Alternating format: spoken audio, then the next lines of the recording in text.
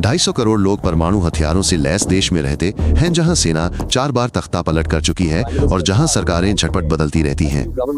पाकिस्तान के पास 170 परमाणु बम हैं, जिनमें से प्रत्येक हिरोशिमा पर गिराए गए बम से 10 गुना अधिक शक्तिशाली है और ये दुनिया का एकमात्र इस्लामी परमाणु शक्ति वाला देश है। ये बम ऐसे देश में रखे हैं जहां आतंकवादी समूह आधे भूभाग पर नियंत्रण रखते हैं और भ्रष्टाचार इतना व्यापक है कि सेना के जनरलों ने अपने दुश्मनों को गुप्त जानकारी बेच दी है। हर साल स्कूलों और मस्जिदों पर बमबारी होती है, अर्थव्यवस्था पतन के कगार पर है और जनसंख्या इतनी तेजी से बढ़ रही है कि 20 वर्षों में पाकिस्तान संयुक्त राज्य अमेरिका को पीछे छोड़कर दुनिया का तीसरा सबसे अधिक आबादी वाला देश बन जाएगा।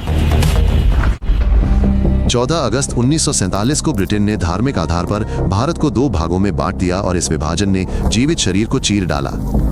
मुसलमान नए पाकिस्तान भाग गए, हिंदू भारत में ही रह गए और कुछ ही महीनों में 20 करोड़ लोग अपना सब कुछ छोड़कर नई सीमा पार अपनी जान बचाने के लिए भाग गए। ट्रेनें शवों से भरी हुई स्टेशनों पर पहुंचती थी, पूरे गांव जलाकर राख कर दिए गए, उनके निवासी अंदर ही थे। सड़कों पर महिलाओं का बलात्कार और अपहरण किया गया, बच्चों की उनके माता पिता के सामने हत्या कर दी गई।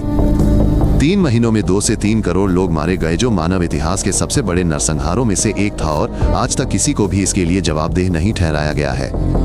पाकिस्तान का जन्म रक्त के सागर में हुआ और ये आघात आज भी 77 साल बाद भी देश में होने वाली हर घटना को प्रभावित करता है। 1974 में प्रधानमंत्री ने देश के शीर्ष वैज्ञानिकों को इकट्ठा किया और एक लक्ष्य निर्धारित किया: भारत की परमाणु क्षमताओं के बराबर किसी भी कीमत पर परमाणु बम बनाना।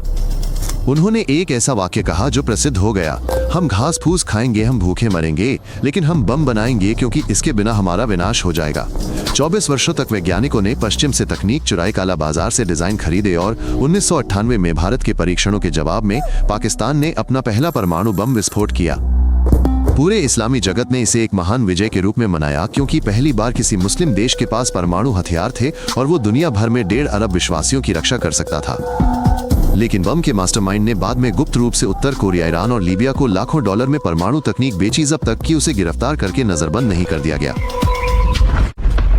कश्मीर एक पर्वतीय क्षेत्र है जिसका क्षेत्रफल ग्रेट ब्रिटेन के बराबर है और ये पिछले 77 वर्षों से भारत और पाकिस्तान के बीच विभाजित है। दोनों देश इसके 1 इंच के लिए भी युद्ध छेड़ने को तैयार हैं। सीमा पर 2 विशाल सेनाएं तैनात हैं और सैनिक प्रतिदिन स्नाइपर राइफलों से एक दूसरे पर गोलियां चलाते हैं, नागरिक मारे जाते हैं और चरवाहे और बच्चे बारूदी सुरंगों के विस्फोट में मारे जाते हैं। भारत और पाकिस्तान कश्मीर को लेकर 4 बार लड़ चुके हैं। सबसे हालिया संघर्ष 1999 में हुआ था, जब दोनों देशों के पास परमाणु हथियार थे और दुनिया तीसरे विश्व युद्ध के कगार पर खड़ी थी। यह पृथ्वी पर एकमात्र ऐसा स्थान है जहां परमाणु बमों से लैस 2 देश प्रतिदिन एक दूसरे को निशाना बनाते हैं और कोई भी उकसावा एक ऐसी श्रृंखला प्रतिक्रिया को जन्म दे सकता है जो प्रलय का कारण बन सकती है। दोनों देश दावा करते हैं कि वे कश्मीर को कभी नहीं छोड़ेंगे और इस युद्ध को हारने से बचने के लिए दोनों ही देश परमाणु बम का बटन दबाने को तैयार हैं।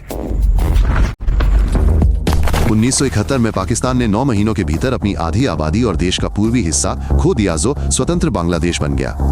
पूर्वी पाकिस्तान स्वतंत्रता चाहता था और सेना ने नरसंहार करके इसका जवाब दिया, जिसमें लगभग 30 लाख लोगों की हत्या कर दी गई, सामूहिक रूप से महिलाओं का बलात्कार किया गया और पूरे शहरों को जलाकर राख कर दिया गया। भारत इसके परिणामों को सहन न कर पाने के कारण हस्तक्षेप किया और 13 दिनों में पाकिस्तानी सेना को परास्त कर दिया। 93,000 सैनिकों ने आत्मसमर्पण कर दिया और दुनिया भर के कैमरों के सामने एक अपमानजनक परेड में भाग लिया। ये पाकिस्तान के इतिहास की सबसे शर्मनाक हार थी। देश ने अपने आधे से अधिक क्षेत्र और आबादी को खो दिया और सेना का गौरव मिट्टी में मिल गया। उस दिन से सेना ने फिर कभी ऐसी अपमानजनक स्थिति न होने देने की कसम खाई और इसलिए वे अभी भी देश में सभी सत्ता पर नियंत्रण रखते हैं और इसे नागरिकों को सौंपने से इनकार करते हैं। 2 मई 2011 को अमेरिकी विशेष बलों ने पाकिस्तान के एक शहर में एक आलीशान हवेली पर धावा बोला और दुनिया के सबसे वांछित आतंकवादी ओसामा बिन लादेन को मार गिराया। वह अफगानिस्तान सीमा पर किसी पहाड़ी गुफा में नहीं छिपा था जैसा कि सभी को लग रहा था, बल्कि राजधानी से 100 किलोमीटर दूर एक 3 मंजिला हवेली में छिपा था, जो पाकिस्तान की मुख्य सैन्य अकादमी से मात्र 5 मिनट की पैदल दूरी पर थी। पूरी दुनिया ने तुरंत एक सवाल पूछा: अरबों डॉलर आतंकवाद विरोधी निधि प्राप्त करने वाले देश में एक एक सैन्य अड्डे के बगल में स्थित एक ऊंची दीवारों वाली हवेली में अमेरिका का सबसे बड़ा दुश्मन वर्षों तक कैसे रह सकता था। पाकिस्तान ने कसम खाई कि उसे बिन लादेन की मौजूदगी के बारे में कुछ भी पता नहीं था, लेकिन किसी ने भी उसकी बात पर विश्वास नहीं किया, क्योंकि पाकिस्तानी खुफिया एजेंसियां दशकों से पूरे क्षेत्र में आतंकवादियों को पाल पोस रही थीं और उनका समर्थन कर रही थीं। इस खुलासे ने पाकिस्तान की विश्वसनीयता को पूरी तरह से नष्ट कर दिया और दुनिया को साबित कर दिया कि देश दोहरा खेल खेल रहा था, अपने सहयोगियों की पीठ पीछे आतंकवादियों की मदद कर रहा था। पाकिस्तान ने खुद 1990 के दशक की शुरुआत में तालिबान आंदोलन को पड़ोसी अफगानिस्तान को नियंत्रित करने और वहां एक आज्ञाकारी कठपुतली सरकार बनाए रखने के लिए खड़ा किया था। खुफिया एजेंसियों ने आतंकवादियों को प्रशिक्षण दिया, उन्हें पैसा और हथियार मुहैया कराए और धार्मिक स्कूल खोले जहां बच्चों को गणित के बजाय जिहाद पढ़ाया जाता था, और इन सभी का खर्च अमेरिकी सहायता से उठाया गया। लेकिन फिर तालिबान पूरी तरह से बेकाबू हो गया। उसने आंदोलन का एक पाकिस्तानी संस्करण बनाया और पाकिस्तान के भीतर ही स्कूलों, बाजारों, मस्जिदों और सैन्य ठिकानों को उड़ाना शुरू कर दिया। पिछले 20 वर्षों में आतंकवादियों ने देश में 80,000 से अधिक लोगों को मार डाला है, जिनमें हजारों बच्चे, महिलाएं और सैनिक शामिल हैं, और सरकार अभी भी उन्हें रोकने में असमर्थ है।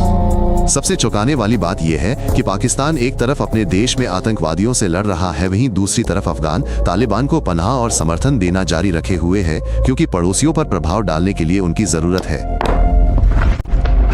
चीन ने पाकिस्तान में $60 अरब से अधिक का निवेश किया है, जिसके तहत उसने नई सिल्क रोड परियोजना के अंतर्गत देश भर में नए बंदरगाह, सड़कें, रेलवे और बिजली संयंत्र बनाए हैं।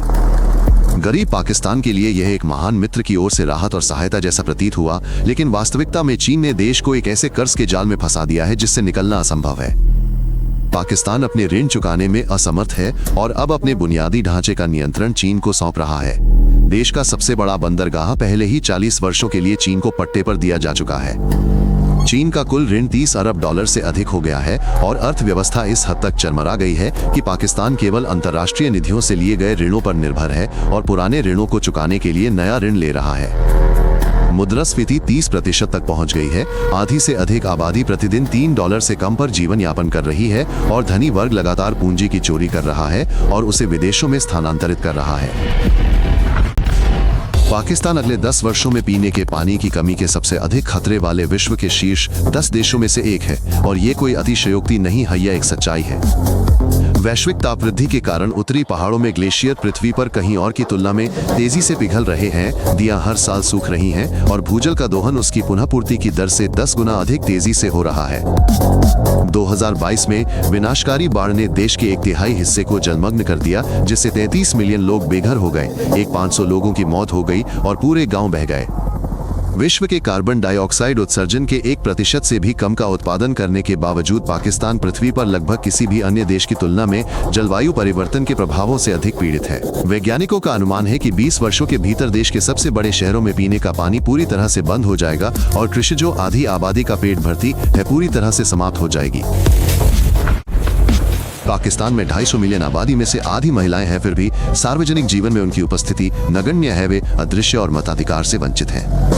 केवल 22% महिलाएं ही आधिकारिक तौर पर कार्यरत हैं, जो दुनिया में सबसे कम दरों में से एक है। बाकी महिलाएं अपने घरों तक ही सीमित हैं, बिना किसी पुरुष की अनुमति के बाहर नहीं निकल सकती।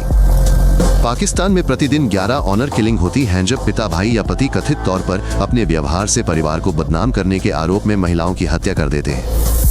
लड़कियों की सामूहिक शादी 13 या 14 वर्ष की उम्र में बड़े पुरुषों से कर दी जाती है। शिक्षा को न केवल अनावश्यक बल्कि खतरनाक माना जाता है, क्योंकि एक बुद्धिमान महिला पितृसत्ता के लिए खतरा है। जब स्कूली छात्रा मलाला यूसुफजई ने लड़कियों की शिक्षा के अधिकार के लिए आवाज उठाई, तो तालिबान ने उनकी स्कूल बस का पीछा किया और उनके सिर में गोली मार दी। वो चमत्कारिक रूप से बच गईं और उन्हें नोबेल पुरस्कार मिला, लेकिन फिर भी उन्हें अपने वतन लौटने से डर लगता है। पाकिस्तान भौगोलिक रूप से अत्यंत विषम परिस्थितियों वाला देश है, जहां पृथ्वी के सबसे ऊंचे पर्वत झुलसा देने वाले रेगिस्तानों के बगल में स्थित हैं, जहां ग्लेशियर उन स्थानों के साथ मौजूद हैं जहां लोग भीषण गर्मी से मर जाते हैं। उत्तर में पृथ्वी की दूसरी सबसे ऊंची चोटी सहित 5-8 हजार मीटर ऊंची चोटियां हैं, जहां सर्दियों में तापमान -60 डिग्री सेल्सियस तक गिर जाता है और हवाएं 200 किलोमीटर प्रति घंटे की रफ्तार से चलती हैं। वहीं दक्षिण में विशाल रेगिस्तान फैले हुए हैं, जहां गर्मियों में छाया में भी थर्मामीटर 54 डिग्री सेल्सियस तक पहुंच जाता है। डामर पिघल जाता है, पक्षी उड़ते उड़ते मर जाते हैं और सैकड़ों लोग लू लगने से मर जाते हैं। 3000 किलोमीटर लंबी सिंधु नदी देश के उत्तर से दक्षिण तक बहती है, जो 90% कृषि का आधार है और जिसके बिना पाकिस्तान एक राज्य के रूप में अस्तित्व में नहीं रह सकता। समस्या ये है कि भारत नदी के ऊपरी हिस्से में लगातार बांध बना रहा है और तकनीकी रूप से किसी भी क्षण पानी की आपूर्ति रोक सकता है, जिससे पाकिस्तान कुछ ही महीनों में एक निर्जीव रेगिस्तान में तब्दील हो जाएगा। पाकिस्तान की 64% आबादी 30 वर्ष से कम आयु की है और इसके 16 करोड़ युवाओं में से अधिकांश के पास न तो रोजगार है, न ही भविष्य की कोई उम्मीद। हर साल 20 लाख नए लोग रोजगार की तलाश में बाजार में प्रवेश करते हैं, लेकिन अर्थव्यवस्था केवल 5 लाख लोगों के लिए ही रोजगार सृजित कर पाती है। बाकी लोग बेघर और दिशाहीन रह जाते हैं। युवा वर्ग में व्याप्त भ्रष्टाचार, लगातार हो रहे सैन्य तख्तापलट, धार्मिक कट्टरता और गरीबी को अपने चारों ओर देखते हैं और वे सड़क पर विरोध प्रदर्शन और सोशल मीडिया के माध्यम से आमूलचूल परिवर्तन की मांग करने लगे हैं। मुख्य समस्या ये है कि 25 वर्षों में पाकिस्तान की आबादी बढ़कर 4 करोड़ हो जाएगी और उनमें से अधिकांश युवा शिक्षित, आक्रोशित और न्याय की मांग करने वाले होंगे। यदि सरकार युवाओं की इस विशाल सेना को रोजगार, शिक्षा, अधिकार और एक बेहतर भविष्य प्रदान नहीं करती है तो जनसंख्या विस्फोट अनिवार्य रूप से एक सामाजिक उथल-पुथल और क्रांति में तब्दील हो जाएगा। पाकिस्तान एक साथ 2 अलग अलग युगों के बीच जी रहा है। ये दुनिया के सबसे बड़े कपड़ा कारखानों में से एक है और वैश्विक IT उद्योग का तेजी से बढ़ता केंद्र भी है। देश दुनिया के सभी प्रमुख ब्रांडों के लिए बजट से लेकर लग्जरी तक कपड़े बनाता है। कपड़ा निर्यात से सालाना $16 अरब की आय होती है और लाखों लोग सिलाई मशीनों पर काम करते हैं। फिर भी फ्रीलांसरों की संख्या के मामले में पाकिस्तान दुनिया के शीर्ष 10 देशों में शामिल है, जहां स्थानीय प्रोग्रामर प्रमुख अमेरिकी और यूरोपीय कंपनियों के लिए दूरस्थ कार्य करके सरकारी मंत्रियों से भी अधिक वेतन कमाते हैं। देश में 125 मिलियन से अधिक सक्रिय इंटरनेट उपयोगकर्ता हैं और युवा लोग आर्थिक उथल-पुथल और राजनीतिक अस्थिरता के बावजूद बड़े पैमाने पर तकनीकी स्टार्टअप और IT कंपनियां स्थापित कर रहे हैं। मध्य युग और डिजिटल भविष्य के बीच ये स्पष्ट अंतर इस बात को रेखांकित करता है। पाकिस्तान में विकास की अपार संभावनाएं हैं, लेकिन एक भ्रष्ट व्यवस्था इसे दबा रही है और इसके फलने फूलने में बाधा डाल रही है। पूरी दुनिया के लिए सबसे भयावह स्थिति पाकिस्तान और भारत के बीच पूर्ण पैमाने पर परमाणु युद्ध नहीं है, बल्कि पाकिस्तान के परमाणु शस्त्रागार पर नियंत्रण खोना है।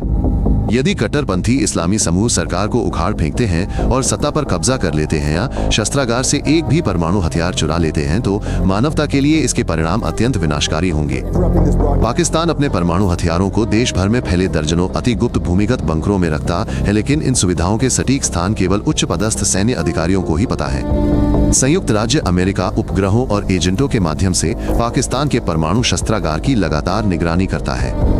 अमेरिकियों ने कई बार पाकिस्तान की रक्षा को मजबूत करने में सहायता की पेशकश की है, लेकिन पाकिस्तान ने जासूसी और तोड़फोड़ के डर से हमेशा इनकार किया है। ऐसे देश में जहां भ्रष्टाचार इतना व्यापक है, जहां सेना ने गुप्त जानकारी बेची है, जहां आतंकवादियों ने ठिकानों को उड़ा दिया है, जहां अस्थिरता आम बात है, परमाणु हथियार पूरी दुनिया के लिए एक टाइम बम बनते जा रहे हैं। पाकिस्तान इस समय 2 बिल्कुल विपरीत भविष्य के बीच एक ऐतिहासिक मोड़ पर खड़ा है। या तो देश व्यापक सुधार करेगा और अपनी युवा आबादी की क्षमता का सदुपयोग करेगा, या फिर अराजकता, हिंसा और विघटन की ओर अग्रसर होगा। जीवित रहने और विकास करने के लिए पाकिस्तान को अपनी सेना में तत्काल सुधार करने और उसे मुख्यधारा की राजनीति से अलग करने, हर स्तर पर व्याप्त भ्रष्टाचार से लड़ने और अपने लोगों को बेहतर शिक्षा, बेहतर रोजगार और बुनियादी मानवाधिकार प्रदान करने की आवश्यकता है।